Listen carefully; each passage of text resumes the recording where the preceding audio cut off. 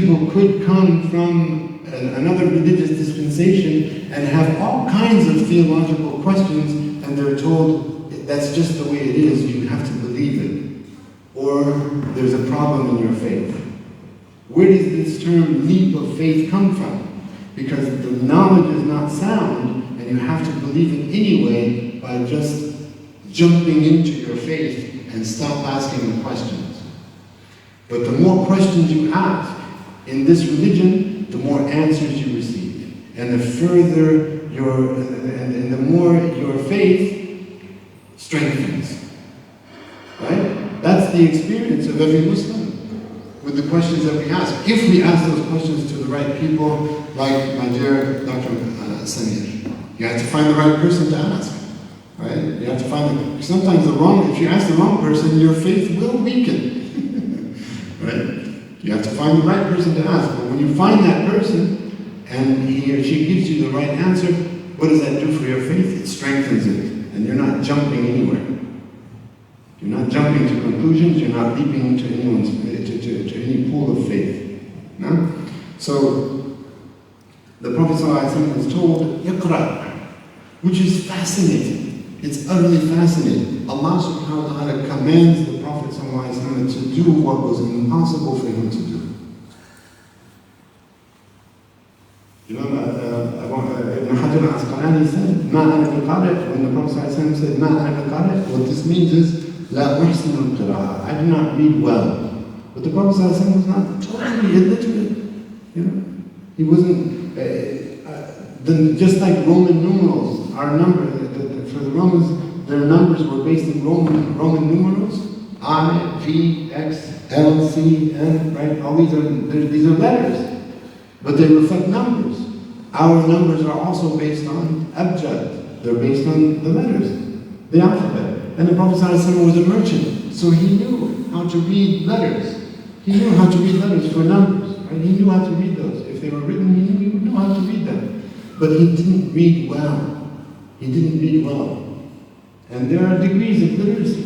So Imam Suyuti, Imam Ibn Hajar, they said that the Prophet ﷺ, by saying La ma'ana biqari', means that he meant that I do not read well. I do not read proficiently. I'm not literate in that way. No?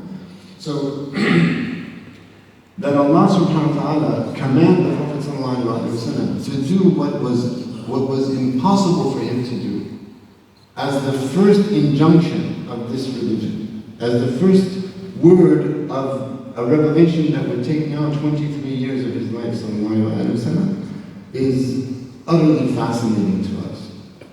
We marvel at that. Ya Allah, you asked the Prophet ﷺ, you commanded the Prophet ﷺ to do this, and this command came in 3 near-death experiences for the Prophet ﷺ. 3 near-death experiences in which he was about to breathe his very last breath. He was going to draw his very last breath. Consecutive, 3 near-death experiences to receive the word Iqra, to receive the word read or recite. Right? To receive that word. It took nearly 3 near-death experiences for him to receive 1 word of the revelation. And so Allah subhanahu wa ta'ala says, Iqra bismi rabbika alladhi khalaq. Read in the name of your Lord who created. Khalaq al-insana min alaq. Created man from a blastocyst. Iqra wa rabbuka al-akram. And that's the beautiful thing about this passage, is that 3rd verse right there.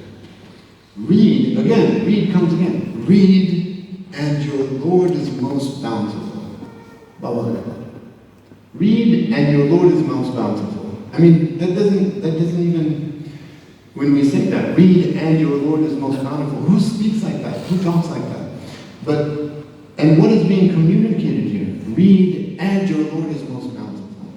We don't even join words like that with and. And is usually to join 2 nouns or 2 verbs, right?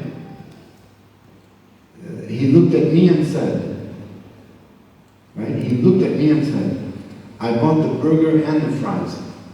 Okay? So we use and for 2 verbs or 2 nouns. But read, and your Lord is most bountiful. See the iltifat, the transition? Recite or read, and your Lord is most bountiful. Now, what does that mean? The Prophet ﷺ doesn't have the means to read. He doesn't have the means to read. But Allah is most bountiful. Allah is most bountiful. الذي علم بالقلم علم الإنسان ما لم يعلم. He who taught the use of the pen taught man that which he knew not. So the one who taught the use of the pen, the one who taught the use of the pen, the one who taught man which he knew not through the use of the pen shall teach you what you know not through his bounty. The one who taught man what he knew not through the use of the pen shall teach you what you know not through his bounty. اقرأ وربك الأكرم الذي يعلم بالقلم علم الإنسان ما لم يعلم. And so the Prophet ﷺ takes this gift, and it's the first gift that he bequeaths to the Ummah, these 5 marvelous verses of Surah Al-Alaq that have rights over us. That have rights over us. Abu Talib al-Makki, in his book, pt2, he says that in a very beautiful section, in his book he talks about the rights of the words of Allah subhanahu wa ta'ala, the individual words of Allah subhanahu wa ta'ala upon us. He said that every individual word has 10 rights upon us. 10 rights upon us. At-taslimu lah, right? To submit to the word. Iqra. Have we submitted to the word Iqra? Ar-rida anha. Right? Are we content with the word Iqra? As-sabr alayha. Are we patient with the word Iqra? Ash-shukr laha. Are we grateful for the word Iqra? At-tawbatu ilayha. Have we repented to the word Iqra? 10 haythiyat. Right? So this is the right of every single word in the revelation upon us. Iqra. And it's not something that we just recite in our prayers just to go into ruku'. And we recite it in passing. But this is the universal injunction upon this ummah to read if you are literate, to recite if you're illiterate. If you're literate, then take that word and read. And if you're not literate, then take that word and recite it. Because the word means both. And the Prophet ﷺ, subhanAllah, he was receiving the beginning of revelation. This is the beginning of his revelation. He would receive these messages from Allah subhanahu wa ta'ala before Iqra. Imam al-Bayhaqi says for about 6 months, and Allah subhanahu wa ta'ala knows best, in the form of visions in his dreams that would come true the next day like the break of dawn. Sallallahu alayhi wa sallam. So just imagine seeing something tonight when you sleep. Tomorrow everything, every detail of what you see in your dream tonight comes true before your very eyes, and you expect it the next day, and the next day, and the next day. You come to expect it. It would drive a normal man crazy. Or he might consider opening up a business. And making some money off of this. Now, so this was what was happening to the Prophet ﷺ. And the beautiful thing about the Messenger of Allah ﷺ in this time is that he had access to sorcerers, he had access to priests, he had access to rabbis, he had access to his wife's cousin Warqa ibn Nawfal. He had access to all these people. He had access to elders, and he could have easily gone to any one of them to interpret for him what he was experiencing. And where did he go? To the furthest point that he could find. To the cave. حُبِّبَ إِلَيْهِ الْخَلَاءِ. Seclusion was made beloved to him, and so he went to the cave that his grandfather used to go to before him. Abdul Muttalib used to go to that cave before the Prophet ﷺ. So he went back to that cave. He went to that cave, and spent night after night after night in that cave, which is fascinating to me, because one of the beautiful ways that the Prophet ﷺ receives knowledge is not by asking the so-called experts to interpret what he's experiencing. The so-called experts. No? Anyone with a PhD in Islamic studies who hasn't actually gone through traditional Islamic learning, right? That's a red flag. You're guilty until proven innocent.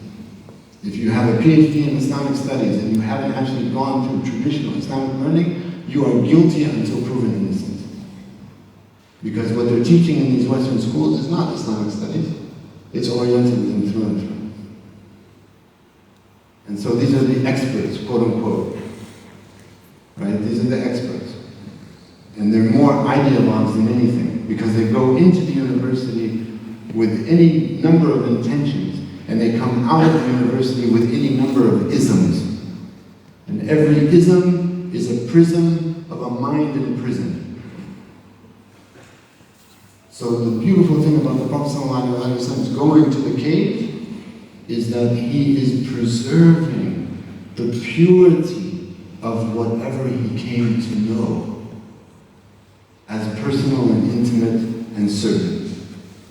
He had certainty in what he was experiencing, and his way of preserving the purity of his knowledge was by not polluting it by outside interpretations.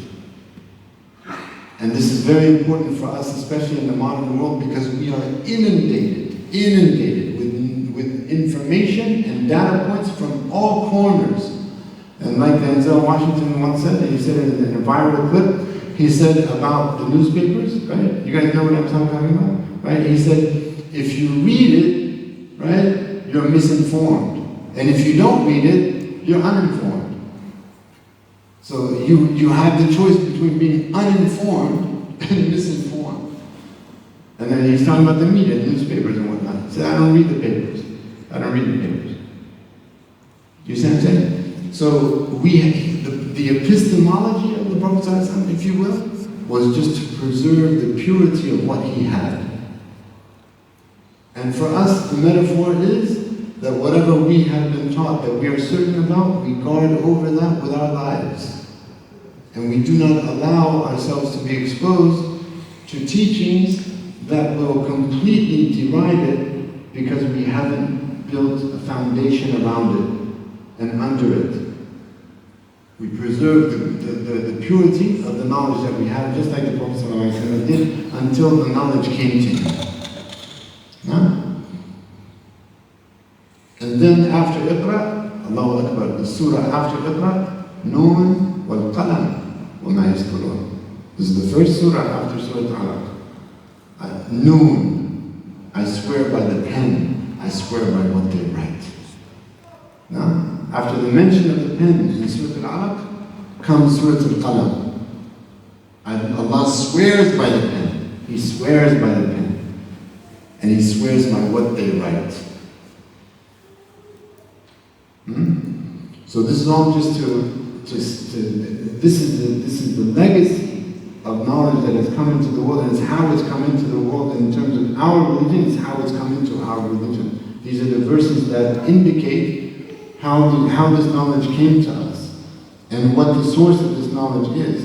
And then Allah subhanahu wa ta'ala says, أَفَلَا يَتَدَبَّرُونَ الْقُرْآنَ أَمْ عَلَى قُلُوبٍ أَقْفَالُهَا. Do they not celebrate the Qur'an, or is it that some hearts are yet under their own class blocks? To celebrate it now, we're expected to reflect on the book of Allah subhanahu wa ta'ala.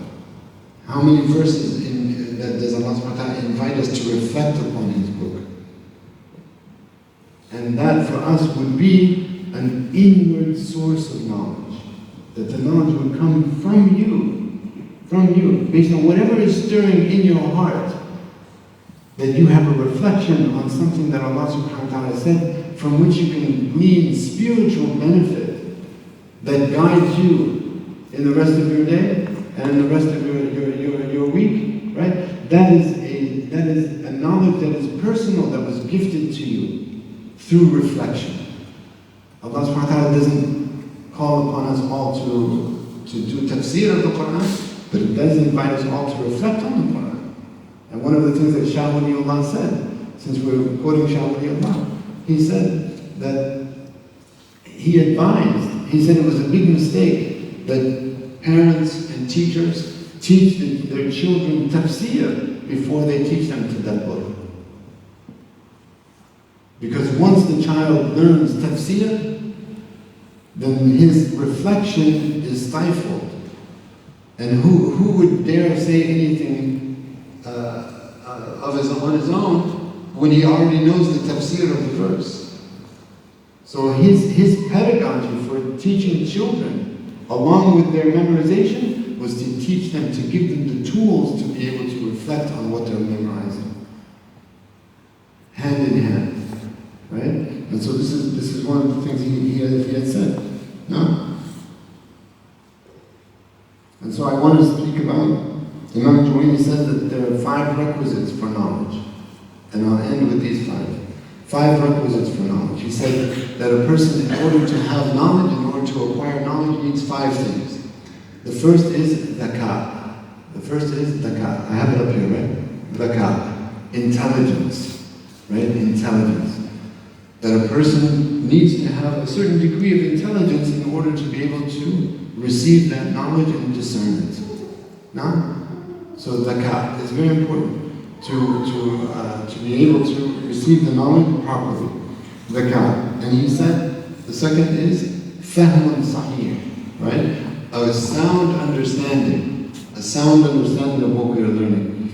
Now, like one of the scholars said, he had a student who knew Arabic very well, and he was reading a book of fiqh with him, and he said to his teacher, he said, I'd like to propose that I read this book, right? I read the book and I come to you with questions about what I'm not understanding, right? Sounds like something I would say to my teachers. I'll read the book and I will come to you with questions about what I haven't understood. So the scholar responded to him saying, it's not what you understand. No, he said, it's not what you don't understand that worries me. It's what you think you understand that worries me. Right? It's not what you don't understand that worries me. It's what you think you do understand that worries me. So fahmun sahih. How are you going to have fahmun sahih? Sound understanding. You have to have tarqeen ustad or suhbat ustad. There has to be a companionship with a teacher who teaches you. Right? يُؤْخَذُ الْعِلْمُ مِنْ صُدُورِ الرِّجَالِ لَا مِنْ صُدُورِ الْكُتُبِ, like they said. That knowledge is to be taken from the hearts of men, not from the lines of the pen. From the hearts of men, not from the lines of the pen. The knowledge is taken from its source, and its source is in the hearts. It's in the hearts. Just like Ibn Mas'ud once said, he said, الْعِلْمُ لَيْسَ الْعِلْمُ بِكَثْرَةِ الرِّوَايَةِ. He said, knowledge is not amalgamating all of these narrations. وَإِنَّمَا الْعِلْمُ نُورٌ يَقْذِفُهُ اللَّهُ لِقَلْبِ الْمُؤْمِنِ. Rather, knowledge is a light that Allah subhanahu wa ta'ala thrusts into the heart of the faithful. It's a light that you carry. Isn't that amazing? Look at what Ibn Mas'ud said.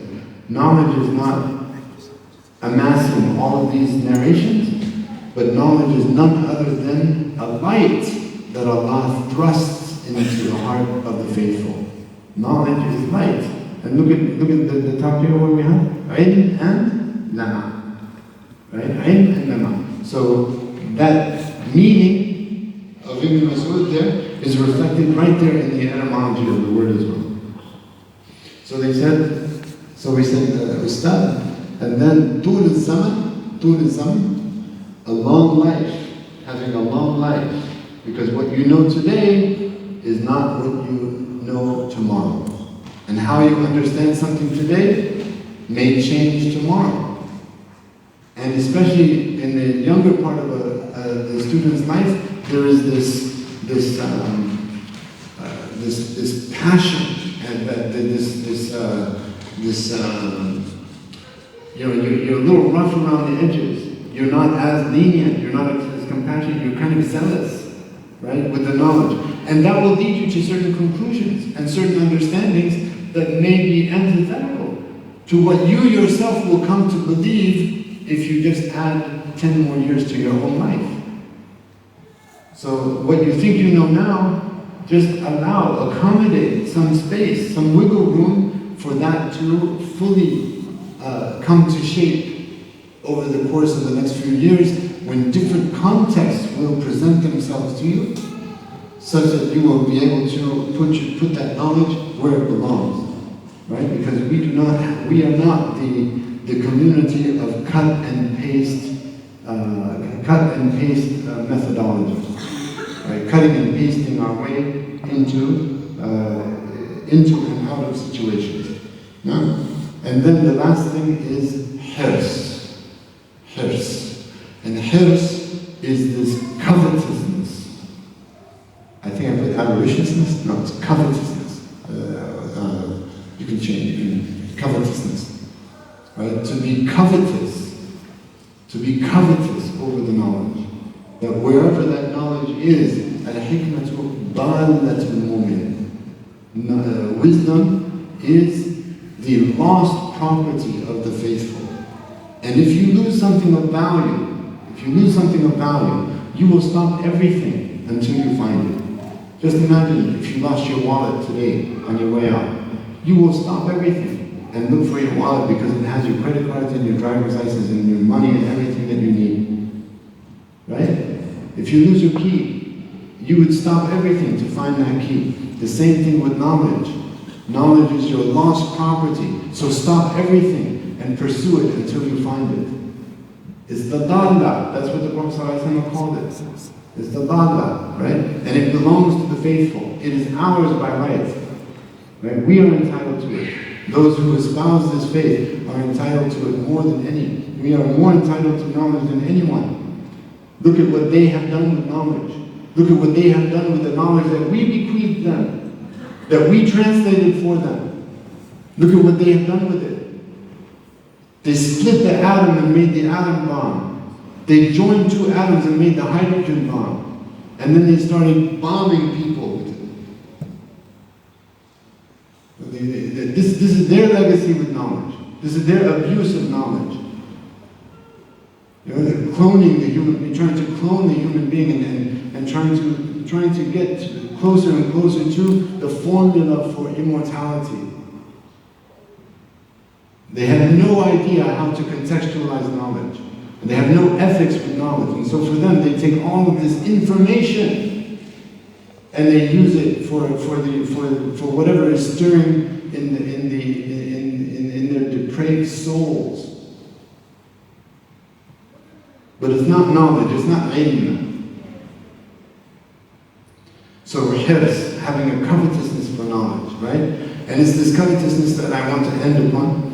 And I want to speak to you about it at a very personal level now. Shaykhna gave us a beautiful theoretical framework to understand knowledge and our place with knowledge and the unity, our place in that unity. And he laid all of that theoretical framework for us to be able now to have a covetousness for it. But I'm going to give you some practical advice now for reclaiming hirs. My first word of advice for you. My first word of advice for you for reclaiming covetousness for knowledge is that. That's my first advice for you. Because we will be raised on the day of judgment holding that and going like this on the day of judgment.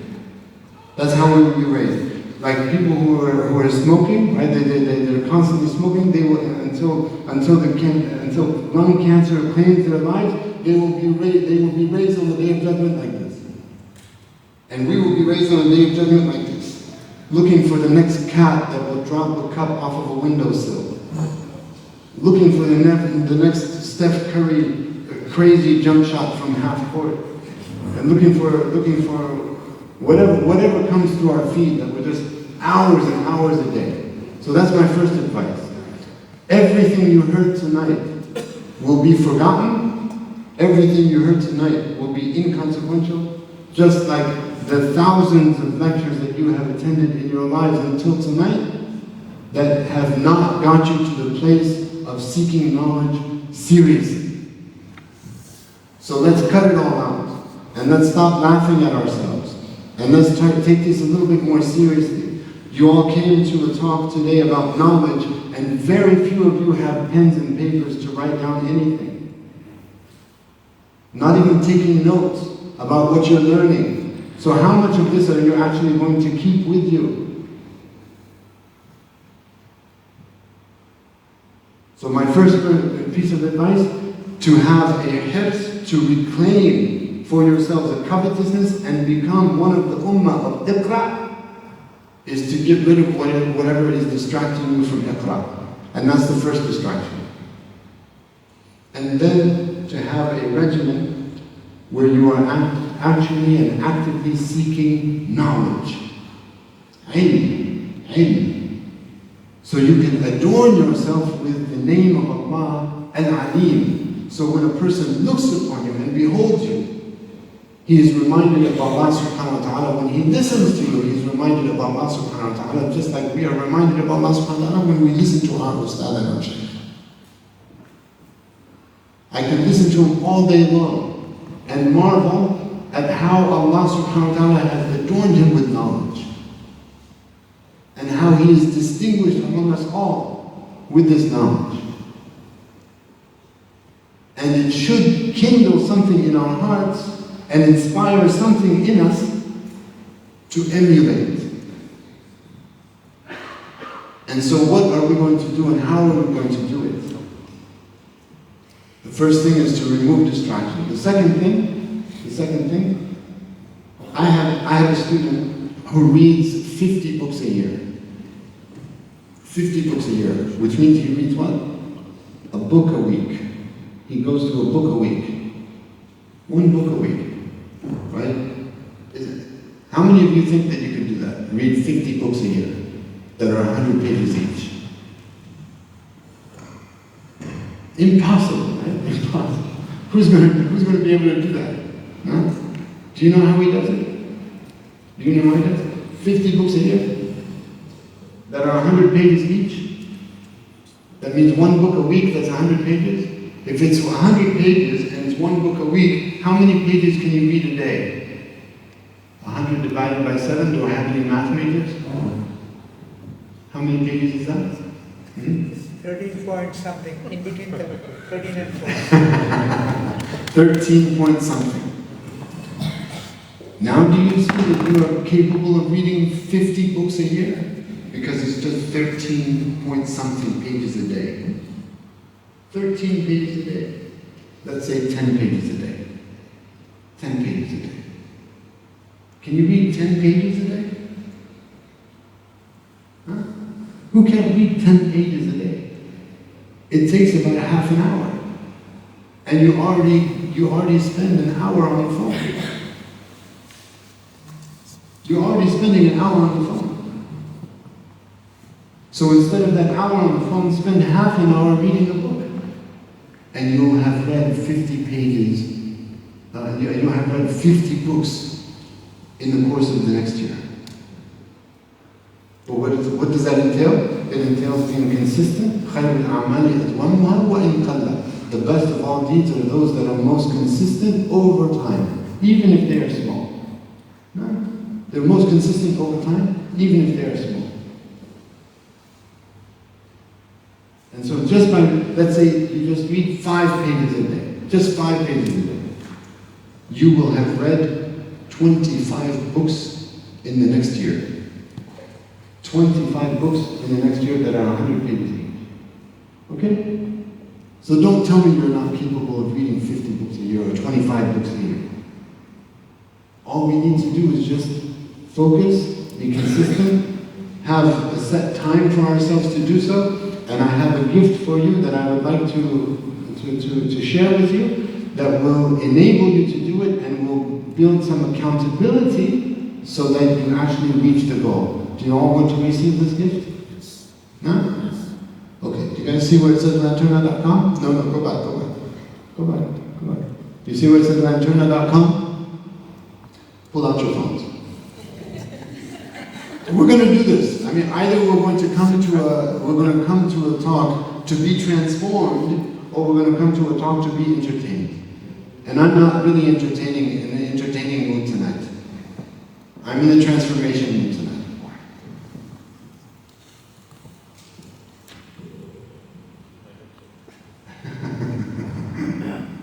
Lanterna.com. Everyone there? Let me know once you're there.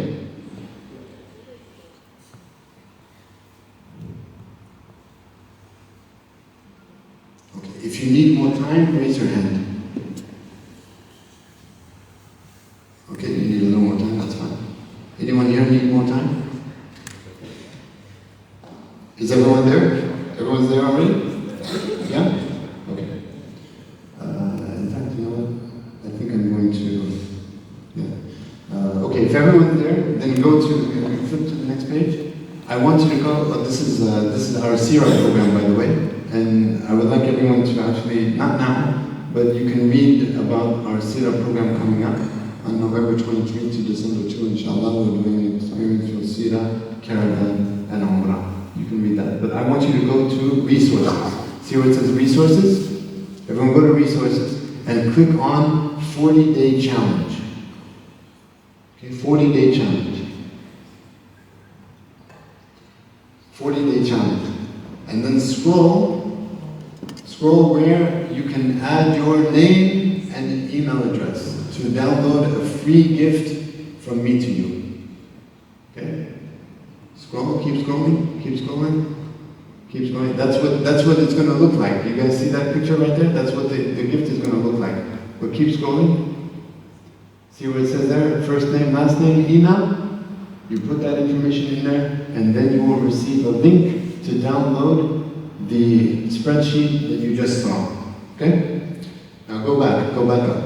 All right, now just look at this real quick. Bring it up a little bit.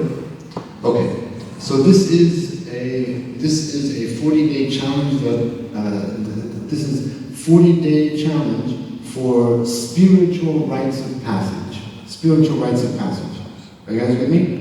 Okay, did everyone fill in your information and get the link? Who hasn't done that? Because I want everyone to do it. I want everyone to receive this gift. Who has not done that yet? Has everyone done that? Okay, you need more time? We'll do it later. Oh, you don't have your phone? Yeah. You don't have your phone, right? Okay. But just remember lanterna.com. Okay. So, these are spreadsheets, right? This is one spreadsheet that has 50 goals and aspirations that are either devotional or they have to do with purification of the heart. They're either devotional or they have to do with purification of the heart. The devotional means that for 40 days I'm going to pray Fajr on time. For 40 days I'm going to pray Duha. For 40 days I'm going to pray my Witr, right? So these are 40 days and you can check off the box. When you check off the box, right, go down a little bit, every box that you check, see that? There's a progress chart that automatically updates toward 100%, right? So let's say you have committed to reading 3 pages of the Quran every day, and you do that consecutively, consistently, for 37 days.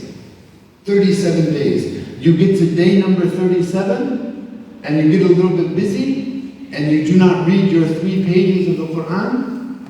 Guess what you have to do? What do you have to do? You have to erase all of those checks and go back to day number 1. Okay? It's a 40-day challenge. 40 consecutive days. So social psychologists say it takes 40 days to develop a good habit or to rid yourself of a bad one. Right? And so with that's on the devotional side. We talked about the devotional side. Now on the purification of the heart side, purification, this has to do with the 7 jawarih, which are the 7 wounders of the heart. jawarih, they wound the heart, right? If you don't protect them, they wound the heart. These are the 7 by which we acquire our deeds. The eyes, the ears, the tongue, the hands, the stomach, the privates, and the feet.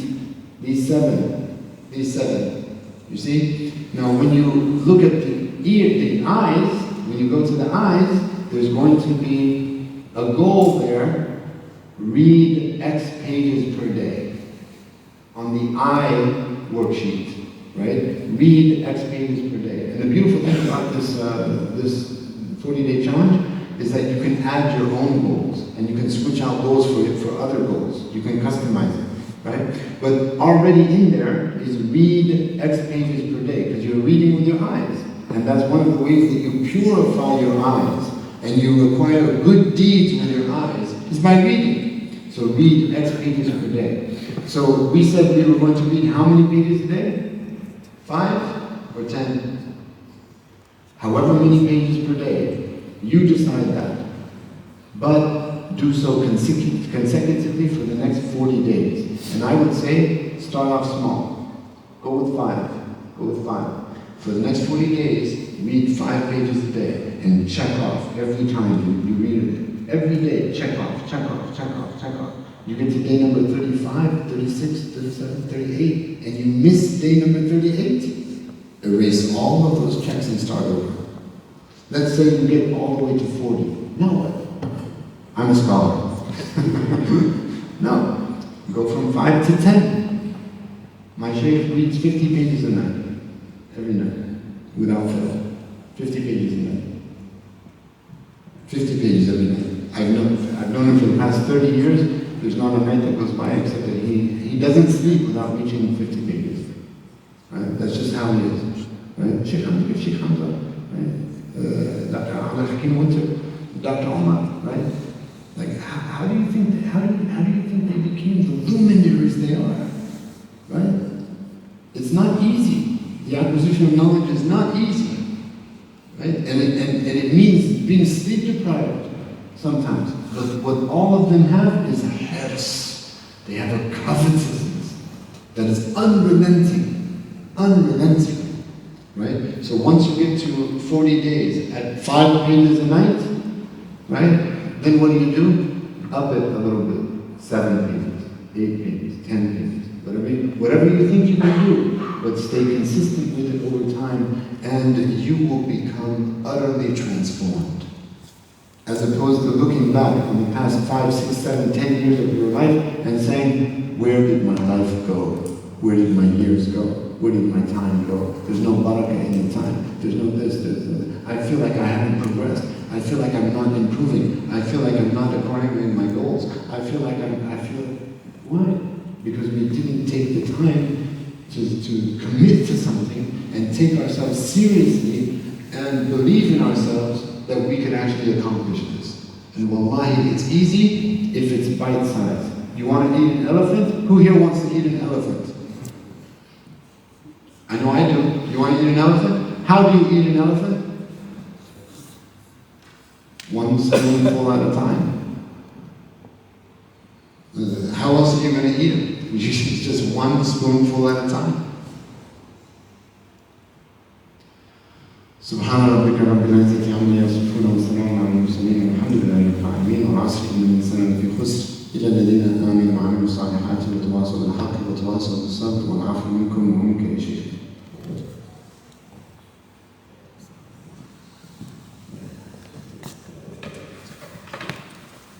جزاك الله خيرا أستاذ.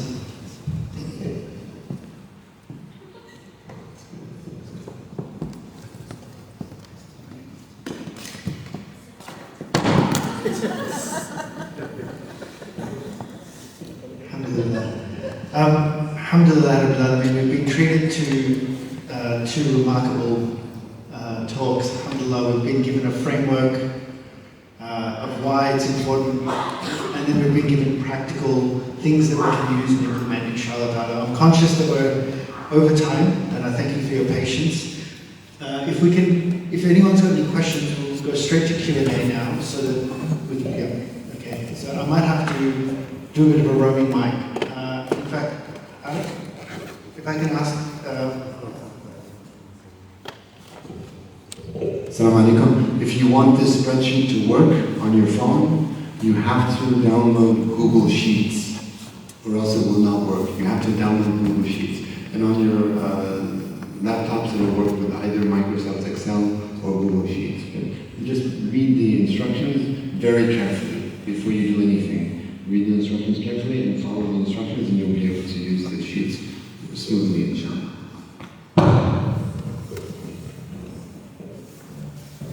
Thank you, brothers. I really appreciate you being here. My question might be naive, but I do want to ask, because that's the only way we're going to learn. How do we gain knowledge with all the, what's going to be available to us right now and in the future? And I think we need to harness it somehow to our advantage to pass on knowledge for the whole ummah, is how do we utilise AI?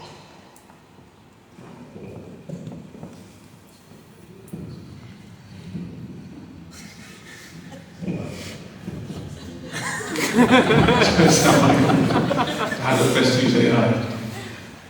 In all honesty, I'm still reflecting on that question. It's a very difficult one to answer. What is the question actually? Can you repeat, please? Yeah, can you? So the question was, how do we harness and utilize AI, artificial intelligence?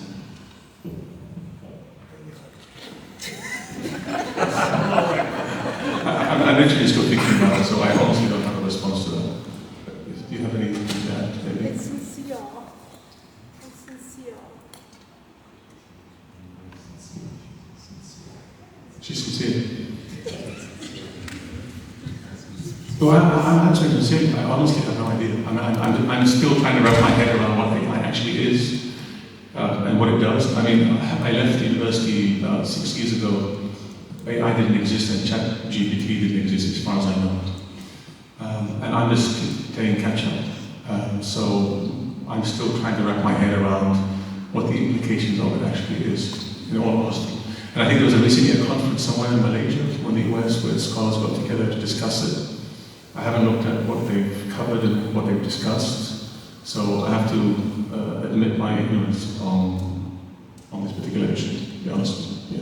But maybe Jake has something to add. Just a quick follow-up. While we wrap our heads around it, young people are moving forward with it.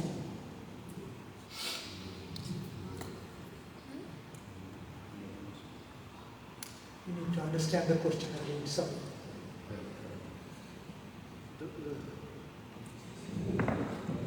I think the sister just made the point that as a follow-up to say that with AI, people are moving forward with it. So it's a runaway train, if I'm not misunderstanding what you're saying. That was the comment from the question. Do we have any other questions? I'll just hand you the mic. If you can speak, Yeah, you can ask the speaker. Sorry. Well, before you formulate your question, the one thing that I can speak to regarding AI is that it is the natural, it's the natural conclusion or the logical conclusion for our world becoming more and more antisocial and more disconnected. We call it social media, but it really is anti-social media. And these are all, these are profiles of caricatures of people behind keyboards, right? You're no longer really connecting because we have replaced connection with connectivity, right? So connectivity has become our new connection. We have to reclaim connection. We have to reclaim community. And people are looking for companionship in robots now because those robots understand them much more than their counterparts, right? So this is a breakdown in communication, a breakdown in family, and one of the things one of the ways to guard against it is to replenish and rejuvenate and reinvest in our relationships, just in the family, in the household, right? So these are some things that we need to really be alert about because the dangers are right around the corner, right? Anytime time that technology shifts like that, and shifts in such in such a sweeping manner that is overwhelming and swift at the same time, we know that there are consequences to pay, and that we have to be prepared to face those circumstances. But one of the ways that we guard against it, as I said before, is to return to what is innately human to us, what is instinctual to us, and we are social animals, and we require these relationships. These relationships are necessary for us to be healthy, mentally speaking, right? And the more we isolate ourselves, the more insane our lives become. So that's all. I don't know if that answers anything, but it's just a small reflection on such an obvious problem.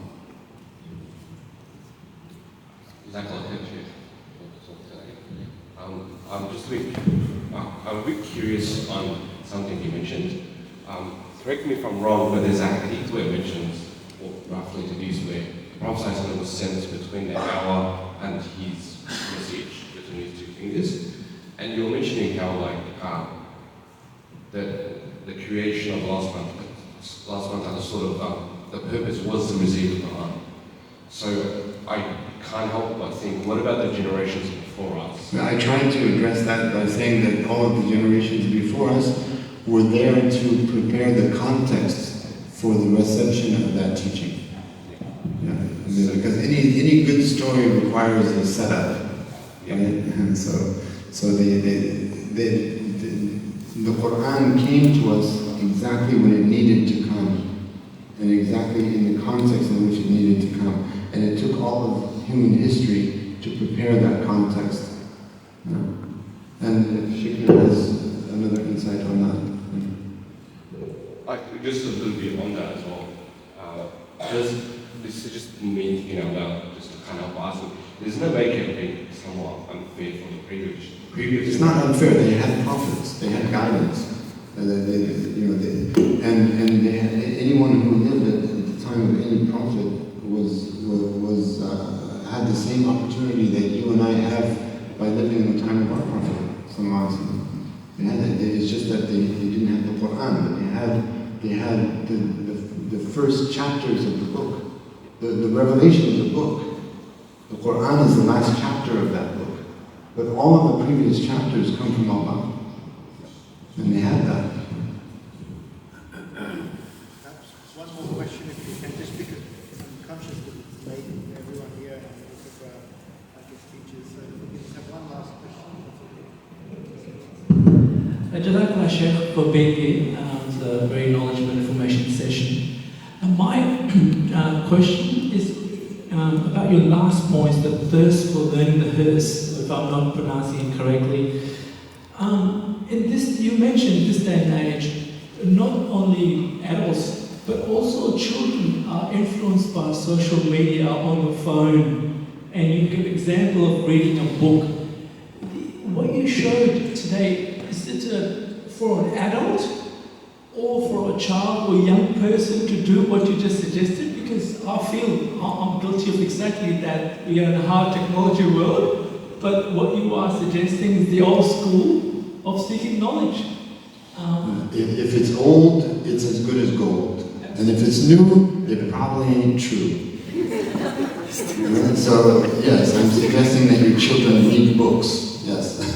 Yeah, our children need to be reading books. They don't need to be looking at a screen. And the earlier you give them a screen, the further away, the greater their addiction becomes, right? Because they become mesmerized by that screen. And you take that screen away from them and they have withdrawal, just like you take drugs away from a junkie, right? So it's harmful. It's harmful. We're harming our children. And it's not fair to tell our children to read a book while we are addicted to our screens, right? So do as I say, not as I do. That philosophy has to go out the window. We all have to do this. Quarantine your phones. Put your phones in a room and don't access them unless you're in that room. But the phone doesn't need to be with you throughout the entire home, right? Have a technology room in your home. This is where we access our phones, this is where we do our work on our laptops and our screens, our iPads. Other than that, this is where I check my messages. Other than that, I'm in the living room with my kids, reading books, wrestling, playing, speaking, communicating, right? Investing in our relationship. But yes, they do need to be reading, and they love reading because reading reading is what flexes their imaginative muscles. Right? Reading is what it gives them a world to exist in and to dream in. And we stifle that by passive, these passive devices that completely leave them in a comatose state where they're like zombies. They can't even hear you. Right? They're in that state. So yes, I think reading is one of the greatest things that you can inculcate in your children, and so that they get so they become addicted to books, right? And they prefer books over screens. That's our goal, inshallah. And as long as you can delay giving them a phone, by all means delay it. Right? And if that means choosing friends and families that are on the same page with you, then by all means do that. Because the children will want phones when their friends have phones. But if you choose those friends wisely, and you have a community of people who are agreed, like a social contract between you, that we will not introduce phones to our children until the age of 18 or something like that. Well, alhamdulillah, now all their peer group doesn't have phones until they're 18, and they know that this is just how it is. And if they have to have a phone, then give them a dumb phone. Not a smartphone. And all these phones are dummies anyway. Jazakallah khairan. With that, we'll wrap it up, inshallah. If I can just get the next slide, because we've got a plug for tomorrow's program, and then we'll end with Dr. Samir doing a short dua, inshallah. So tomorrow, inshallah, here, as Ustaz mentioned, we've got the Introduction to Islamic Sciences program. Dr. Samir will be taking us through a 2-day weekend intensive. Saturday and Sunday, 10 a.m. to 4 p.m. It's only $25. We're trying to make it as accessible as possible. You get a printed workbook, and you get to spend the full day immersing yourself, inshallah, in the tradition and understanding a vast range of things. There's more information if you go onto the website to see what the course outline looks like. Inshallah, I encourage you to attend, inshallah ta'ala. And Hajj Hashan is also at a retreat, a separate event, from the same hours, 10 a.m. to 4 p.m. Information is on the Mizan website, so mizan.com.au. You can find information about that event, inshallah ta'ala, as well. So, if you've got questions about the Umrah program that you saw on the Lantana website, please come and see Hajj Hashan, inshallah, after this program. And with that, Dr. Samir, if I can ask you to do a smaller. ربنا آتنا من لدنك رحمة وهيئ لنا من أمرنا رشدا ربنا لا تزغ قلوبنا بعد إذ هديتنا ربنا لا تؤاخذنا إن نسينا أو أخطأنا ربنا ولا تحمل علينا إصرا كما حملته على الذين من قبلنا ربنا ولا تحملنا ما لا طاقة لنا به واعف عنا واغفر لنا وارحمنا أنت مولانا فانصرنا على القوم الكافرين اللهم أرنا الحق حقا وارزقنا اتباعه وأرنا الباطل باطلا وارزقنا اجتنابه وصل اللهم على سيدنا محمد الفاتح لما أغلق الخاتم لما سبق ناصر الحق بالحق والهادي إلى صراطك المستقيم وعلى آله وصحبه أجمعين سبحان ربك رب العزة عما يصفون وسلام على المرسلين والحمد لله رب العالمين بحرمة الفاتحة.